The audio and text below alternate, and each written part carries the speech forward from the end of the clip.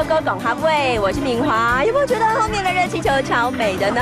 我们现在在台东路演热气球嘉年华会，这里非常热闹哦，所以在现场可以看到很多人排队，为什么？就是为了体验热气球，带大家一起去看看喽。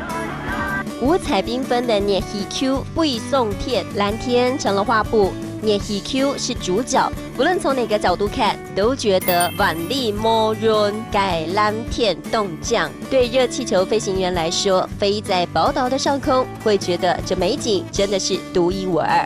我们这边有山、有河、有树，还有纵谷地形，地貌很多样化，所以很多国外的飞行员其实来台湾飞之后，都其实觉得我们这边真的蛮特别嘛，真的很漂亮。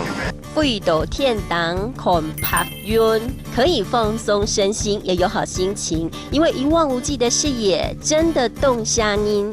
搭热气球超嗨的，我们现在呢大概距离地面30到40公尺左右的一个距离，那我们觉得呢，哇，在上面感觉非常好，而且离蓝天跟白云非常的接近。而刚刚说到的云，客家话叫做云。我们今天请到我们的飞行员苏大哥跟我们一起学这个单字云，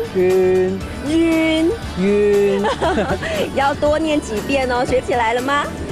动动您拍脸，因为跟着热气球飞上天是很难得的体验，而在草地上欣赏的人也会觉得这真的是一幅美丽的风景。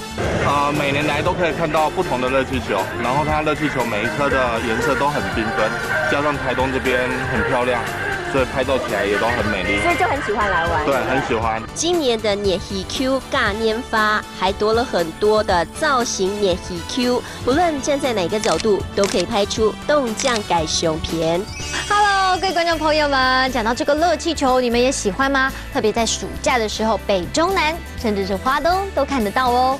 好啦，我们来复习一下今天学到新的词吧。来看第一个词就是云，军。第二个呢就是排队，拍脸。第三个，我们来学到一整句话哦。来看这句话就是万里无云的蓝天，万里无云嘅蓝天，万里无云嘅蓝天。你们都有学会了吗？下一次来亲自打打看热气球吧。明天见喽，拜拜。